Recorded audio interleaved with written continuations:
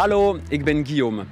Ik neem jullie mee op een afspraak met enkele personen die Brussel doen bewegen, soms in de schaduw. Ze laten ons een plaats ontdekken die ze leuk vinden, die hen inspireert en ze delen hun visie op de stad. Kom maar mee.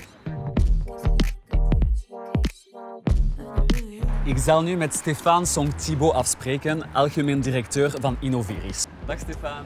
Dag Guillaume. Hallo. Hoe is het met u? Prima. En met u? Goed, goed. Kan ik je eerst vragen om je te voorstellen? Ja, mijn naam is Stéphane Song-Thibault en ik ben de directeur-generaal van Innoviris.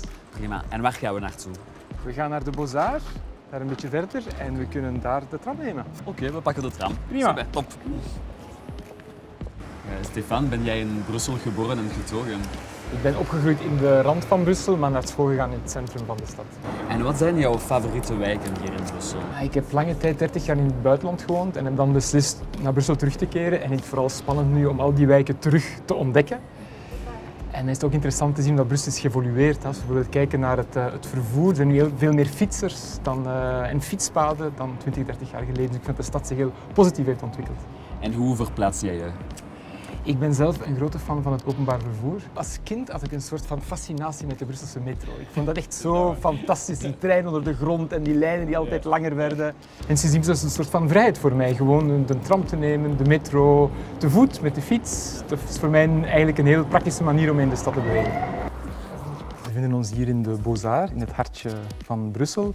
En meer bepaald in een fantastische concertzaal met een hele goede akoestiek. En dat is de zaal Henri Leboeuf.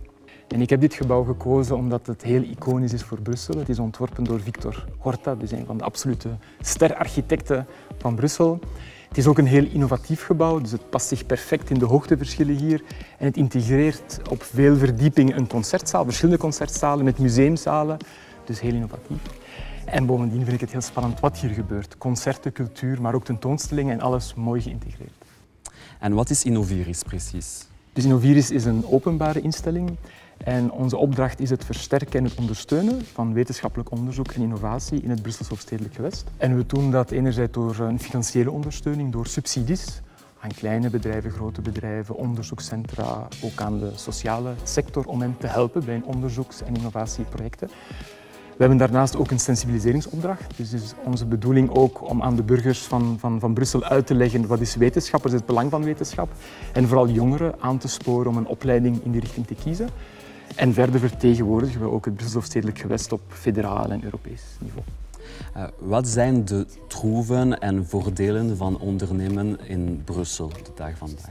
Ja, als het gaat om onderzoek en innovatie doet Brussel het heel goed. Brussel mag zichzelf een innovation leader noemen. Dus de Europese Unie organiseert om de 2 jaar een onderzoek waarbij alle regio's, meer dan 200 regio's in Europa, worden vergeleken. En Brussel is in de topcategorie Innovation Leader tussen al die regio's. En dat hangt vooral samen met de kwaliteit en de sterkte van onze onderzoekscentra en universiteiten en ook de grote dynamiek van onze kleine ondernemingen, onze start-ups. En zou je zeggen dat Brussel een duurzame stad is? Ik denk dat Brussel heel hard op weg is om een duurzame stad te worden.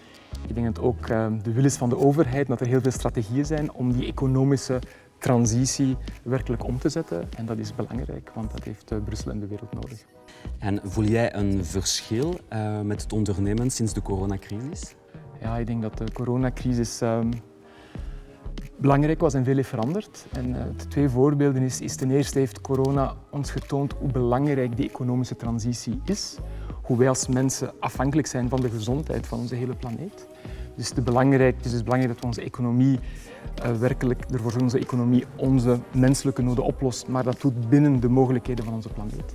En het tweede element, positief, is digitalisering. Dus we hebben ook gemerkt dat dankzij digitalisering het plotseling mogelijk is dat mensen die over de hele wereld van thuis werken, virtueel kunnen samenwerken. En digitalisering is ook een van de sterktes van Brussel. Dus hopen dat zoals Innoviris veel bedrijven gaan kunnen ondersteunen om die digitale technologie of artificiële intelligentie werkelijk te gebruiken om problemen van Brussel aan te pakken. Ben je toch optimistisch voor de toekomst van Brussel? Maar ik ben heel optimistisch. Dat is ook de reden waarom ik die job doe en daar veel tijd in investeer.